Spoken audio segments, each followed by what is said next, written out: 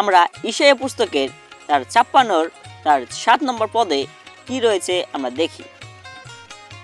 ঈশায়া পুস্তকের ৫৬ অধ্যায়ের ৭ পদ, তাদের আমি আমার পবিত্র পাহাড়ে নিয়ে আসব, আর আমার ঘরে অর্থাৎ প্রার্থনা ঘরে তাদের আনন্দ দান করব।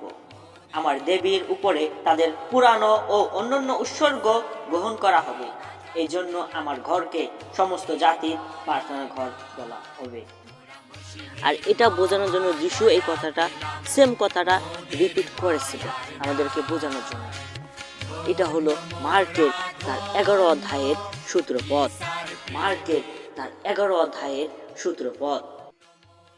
পরে শিক্ষা দেওয়ার সময় তিনি সেই লোকদের বললেন, শাস্ত্রে কি এই কথা লেখা নেই যে আমার ঘরকে সমস্ত জাতির প্রার্থনা ঘর বলা হবে? যিশু একদম পরিষ্কারভাবে বলে দিল আমাদেরকে যে তার চার্জ, আমাদের চার্জ সমস্ত জাতির লোকদের জন্য হবে। কোনো আমাদের শুধু যে খ্রিস্টানদের জন্য যে চার্জ তা নয়, সমস্ত জাতির জন্য চার্জ।